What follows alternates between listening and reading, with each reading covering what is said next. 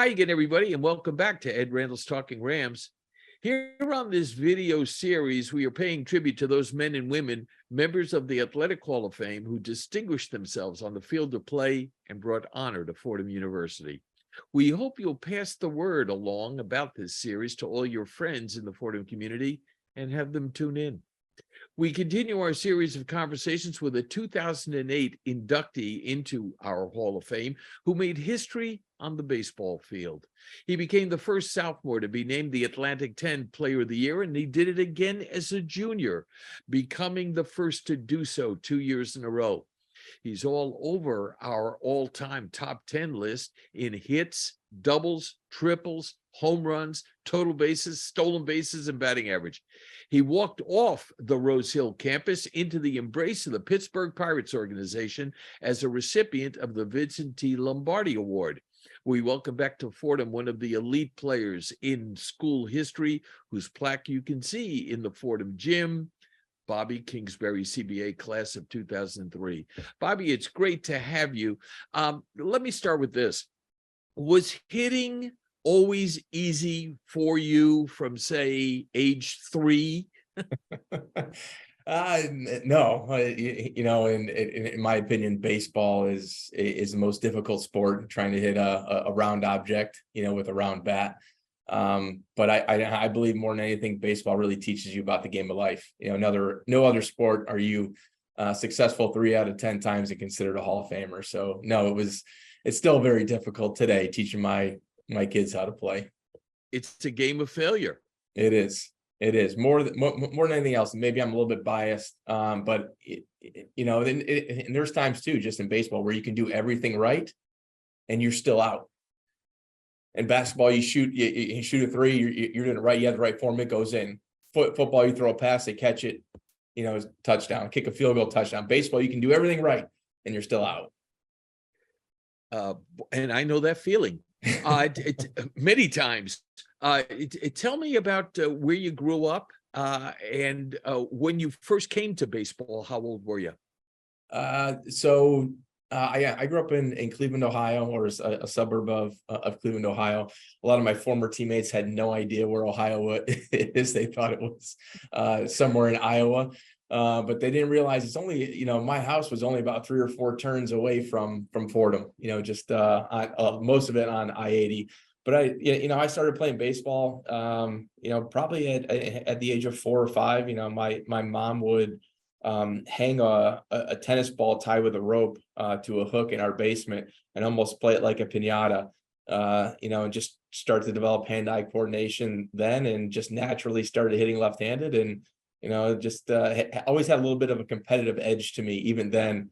At that age, I always try to want to be better. And in high school, hit what, 600, 800, like that? not 800, but I think my senior year I hit over 600. My junior year I think somewhere in the high 5s, but was able to start on varsity after my sophomore year. So, but I was smaller. Still, I was even smaller when I went to Fordham. But I think I worked harder than a lot of people, and just knew what I had to do. I had a goal in mind and did everything that I could to try to achieve it. Highly recruited out of high school? Yeah, I was, but again, Ed, I was smaller. So, I obviously, as in baseball, there's only 11.7 scholarships. It's not like football or basketball. It's not a revenue generating sport. So full scholarships in baseball were very few and far between. My parents worked very hard to send us to a Catholic school growing up. We didn't have a lot of money, but it was important to me to be able to not have that financial burden. So there were 4 schools that offered me a full ride, Fordham being one of them. Others, the bigger schools that were more down south, or Big Ten schools, offered me half. But I didn't want to have any debt when I graduated from school. So I chose Fordham because it was the best education that offered me a full ride. So I had the opportunity to play baseball, play as a freshman, and then have a degree that meant something, to the extent that baseball didn't work out. What did you know about Fordham before you decided to come to Fordham? Probably very little. I knew about Frankie Frisch. I knew about Vince Lombardi. I knew about the 4 blocks of granite and the fact that it was in the Bronx. It was a Jesuit university, which was important to my family. But other than that, it was new to me. I remember when I first stepped on campus for my visit, it was eye-opening. Coming from Cleveland, Ohio to the Bronx, New York is a little bit different, to say the least. Yeah, and you have some predisposed thoughts Right. and images of what the Bronx were. Yes. And then you walk onto the Rose Hill campus and it's this oasis. You're exactly right. I mean, it was absolutely beautiful. I always tell people within the gates, you would have no idea that you were in the middle of the Bronx. It is an exceptional campus. So smaller than a lot, but I would say intimate, right? With a lot of history. The buildings were spectacular to look at, and it just had this, even though you're in the Bronx and it's a little bit of a New York edge, right? You had a little bit more of a familial feel, and I felt that when I walked on on campus with my teammates. Had you ever been to New York before? No. I mean, so again, well, not only the Bronx, but New York, you've got these images from growing up outside Cleveland of what New York is or what you think it is. Yes. I mean, I had been to upstate New York, but true New Yorkers don't consider that New York. No. It's what I learned. It's nothing outside the 5 boroughs. So I had not been to the 5 boroughs prior to my official visit onto Fordham's campus. And besides being blown away by the beauty of it, what else captured you on that first visit to Fordham, on your first day on campus, even in September? Yeah, I think how it was, just being able to talk to my teammates and get along with them, rather quickly. It was something that was different, where it was more of a team atmosphere, that everybody was in it together, even though we were from different places. We had several folks on the team from Cleveland. We had some from California, a lot from New York or New Jersey or the surrounding tri-state area. But it was just I knew I made the decision, the right decision, shortly after walking on campus and then meeting my teammates. Skip made me think otherwise, though. After the few practices. I bet he did. Talk, if you will. I was going to ask this a little bit later in the interview, but since you brought him up, I'm going to ask you now. Talk about playing for the charm school graduate Dan Gallagher. Yeah. I'm going to try not to get emotional because he had a big impact on my life. And walking in to campus as a scared kid from Cleveland, helping me grow up to become a man in short order, and in 3 years to be able to handle myself both on the field and off the field. It was hard at first. My first semester or first year, how hard he was on me, and didn't realize the motivation behind it. From him, where there was a point where I wanted to leave. I wanted to transfer. Really?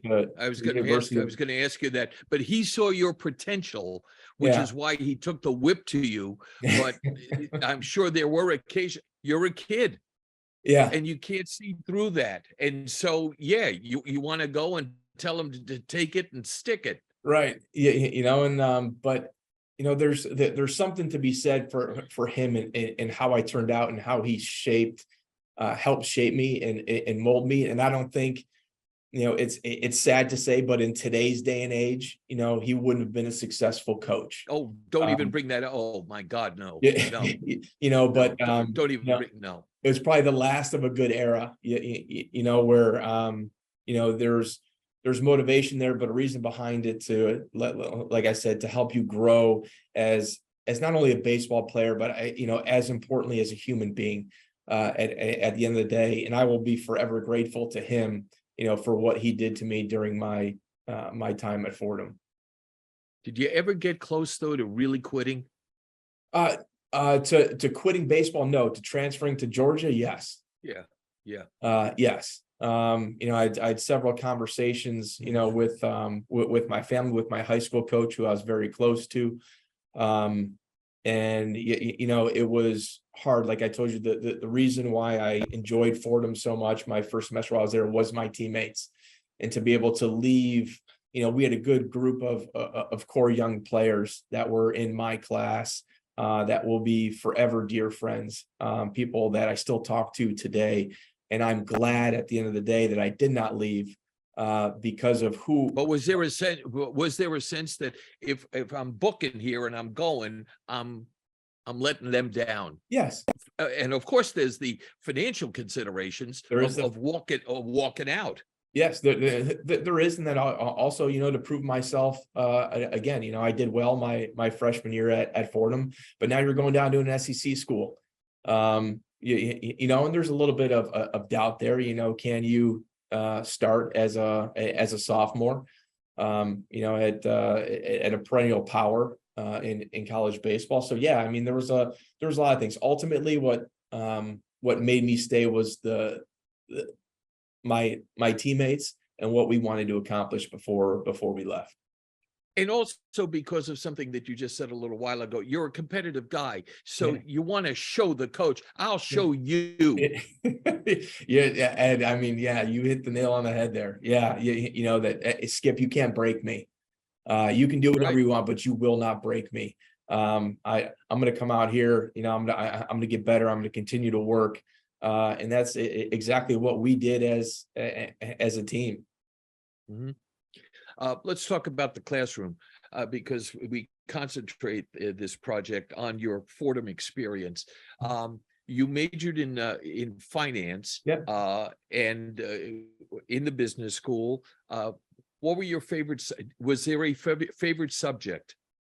Yes, I really enjoyed real estate finance. And then any class that Professor George taught, he made more fun, more relatable. I think because he had real world experience, outside of being a professor. So he brought that into the classroom. And I think that's extremely important for, not only when I went to school, but for kids today. There's things that you learn in a classroom that aren't as applicable, as you get into the real world.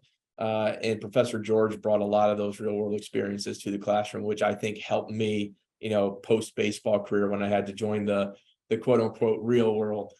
And I was going to get to asking you about a professor who inspired you and made a lasting impression, and this is the guy. It is, and Professor George was very bright, smart, still is, but also had an affinity for baseball as well. So we were able to, talk outside after hours about, financial markets, what I wanted to do if baseball didn't work out, but also, was a big supporter of my dream and goal to try to make it to professional baseball. That's wonderful. And of course, because you were one of his favorites, he made you the door monitor and he let you race the board. Least favorite subject. What was it, Bobby? Oh man, my mom's gonna kill. Actually, it wasn't theology my freshman year. It was history. It was something that we had to take. I was forced to take it, and I just didn't see, how it was going to benefit me, in any case after my life at Fordham. But that was my least favorite. Favorite building on campus?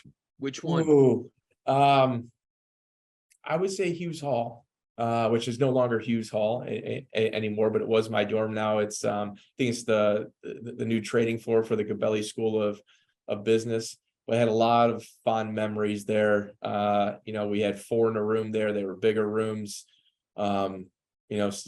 Sometimes doing some things that we shouldn't have, like slingshots out the 3rd floor window, but it was a lot of fun. It was a lot of fun. Where did you live? Where did I live? Yeah, where do you live through all the years at Fordham? So it was I was in Hughes Hall my freshman year. Then I was in Terra Nova, which was off campus housing my sophomore year. And then my junior year, I was at Walsh. And then senior year is an interesting story. So prior to your senior year in the prior semester, you fill out your housing lottery and where you want to live, right? So I filled that out, but ultimately I got drafted and didn't go and play. But Fordham withheld my degree because there was an issue in that incident in that dorm that I never paid. I said, but I was never there. Those, you should go after my roommates because I was never there. So you should give me my degree. But because I was in the system prior and setting up that, they had thought that I was a part of it. So what happened? So I had to go. I had to write. I didn't really graduate until because I signed and played with the Pirates. I didn't graduate really until the winter of 2008. So after I didn't receive my diploma, because I chose not to walk because I was already working, that I was wondering where my diploma was. Is, hey, just in case some employer asked me for this, I need to say that I can't lie. I actually graduated. So then that came up as to why I didn't have it. So I had to write a letter, show them that I, was indeed drafted, that I wasn't there, and then they were able to drop that off my account. Favorite hangouts while you were at Fordham were where? Mugsy's, after getting some university pizza. Ann and Tony's was a great place to go ahead and have a nice dinner when we could afford it. The Jolly Tinker, I don't know if that's still around or not. There were times where we'd take the Ram van and go downtown to the city, and a kid from Cleveland, having never experienced something like that. Cleveland doesn't have a downtown like New York City. Many cities don't, but Cleveland, for that matter, not even close. So we did a lot of spots, a lot of touristy things, that my teammates were gracious enough to show me while I was there. So I had a lot of fond memories of us taking us out there. Do you have any memorable stories, Bobby, about the food in the cafeteria? I I really enjoyed the food in the cafeteria, to be honest. There were times I think I still have ring marks from Skip in the back of my head whenever we had a hat on in the cafeteria. If he was walking by and we had a hat on in the cafeteria, I got punched in the back of the head and made sure that I didn't wear that hat anymore. But no, for the most part, I really enjoyed the food there. I don't know if some people didn't. I liked it. Did you work any jobs while you were at Fordham? No, baseball was a full-time job. Baseball in school, Ed, I had to get good grades. Okay, it was baseball in school, and then in the summers I was going away to play. I played in the New England Collegiate Baseball League after my freshman year, which was I stayed at Western Connecticut State University there, and then my sophomore year I went down to IMG Academy in Florida. So I never had the opportunity to work any jobs while I was there. Talk about handling pressure. How do you do that on the baseball field? It's funny, I just saw my mom over Memorial Day weekend, and she every trip I go to my parents' house, they continue to just give me stuff that they find, from bins, and one of them, she gave me the old my junior year program schedule, and then a Baseball America that she had saved, and I opened it up, and I think the title of the article was Kingsbury's or Fordham's Kingsbury has plenty of flash or something like that. And in the article, I read it again. I looked back and said, you know what, that was a pretty good answer for being 20 years old, because somebody asked me about pressure. And my response is still my response today is pressure is the result of not being prepared. And I think over the course of my baseball career, because I wasn't the biggest, because I wasn't the fastest, because I wasn't the most gifted, I worked harder than anybody else. And I felt like that made me prepared for those situations, which made me less nervous and, more likely to embrace that situation. Was there anybody who motivated you beside you? Yeah, my teammates help motivate me, I obviously to be the best that I could. I would tell you, ironically enough, my high school coach, from a baseball perspective, was probably the best coach in terms of knowledge of the game that I've ever had, in terms of whether it was college baseball, professional baseball. And he motivated me a lot and kept and held me accountable.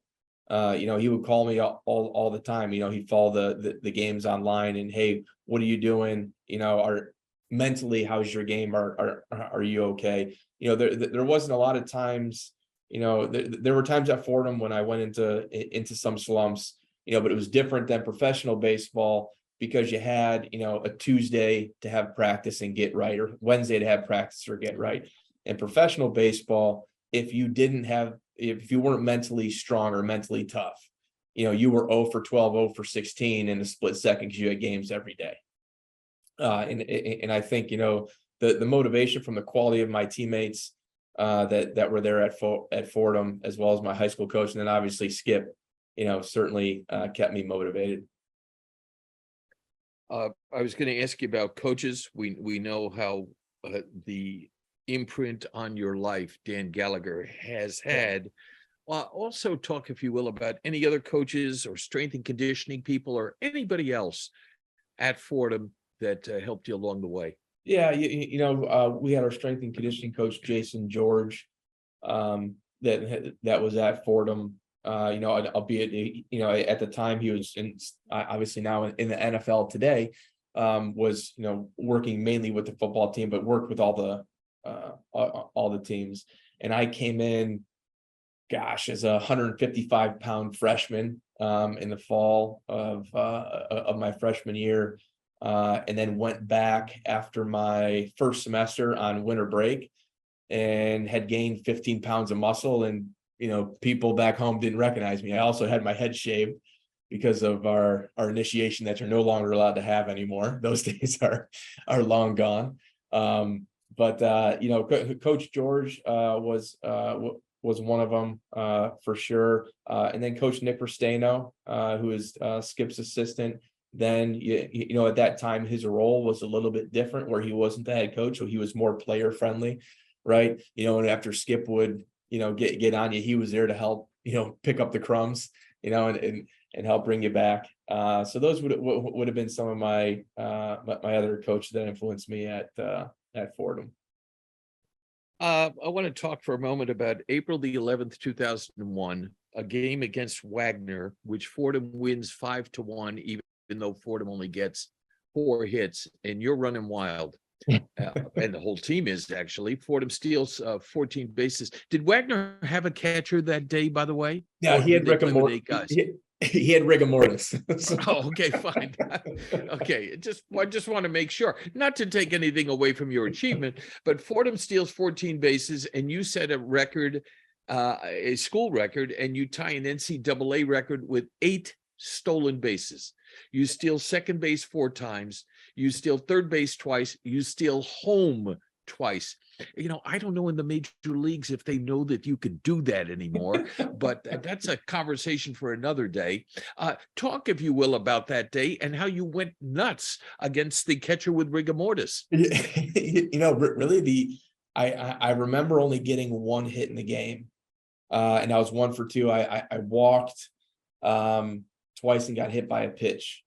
So there wasn't a whole lot of hitting going on that day, but really this sounds bad, but my memory of that day, what sticks out in my head was after I stole home the second time, and I had no idea, I don't even know how many bases I stole or what the NCAA record was or what the school record was. I had no idea. Of course not. No, but you're just running. Yeah, I'm just running. We're just trying to win. It was a tight game. Right. And then I remember scoring, and then I don't know if it was Scott Kwiatkowski or someone announced on there that I had, set a school record and tied an NCAA record. And all I remember is Skip getting so angry and so mad and telling me to sit my butt on the dugout and don't listen to any of the crap that they have to say right now. That's my fondest memory of that, is him just, even when I did that, in setting and just, not even let me enjoy the moment, just, get your butt on the bench and go out there and play so we can get this win. So I remember how angry he was when Scotty announced that over the loudspeaker. But that performance got you into Sports Illustrated when they used to have the faces in the crowd. What a thrill! It And did you did. know that was coming? Did you know that was coming? No, I didn't. I remember, and I don't know if I think Joe contacted me and said, you know, a photographer from Sports Illustrated wants to come out and take your picture. So we you know, they came, we took the picture, they put the little blurb in Sports Illustrated, and from a kid from Ohio that was, you know, working his butt off to try to accomplish his goals. That was, you know, that was pretty cool for sure. I'm just wondering, all the years that you were at Fordham, you know, and you're sitting on the bench and you have these fantastically close relationships with your teammates. I was just wondering, in preparing for our interview, if any of them ever brought my name up when you were on the benches, and one of them may have said, or maybe even it was you yourself, who said, "Boy, I wish I could have seen Ed Randall pitch here at Fordham." Does that ever come up? No. You know, shockingly, no, Ed. You know, Boy. I'm surprised at that, but Because Bobby, let me tell you something. And these are not well-known facts. First of all, I threw 98, that's 49 in and 49 back. That's one. And I was voted. I don't know how official the poll is. Joe DeBerry can confirm it. But I was voted one of the top 1,000 pitchers in Fordham history. you know, hey, Ed, that's an accomplishment. That's Thank you. that's pretty special. Congratulations. Well, Maybe next time we switch roles, and then I'll do the interview. oh, that'll Okay. take about 90 seconds, but that'll be nice of you to do that. Nice of you to do that.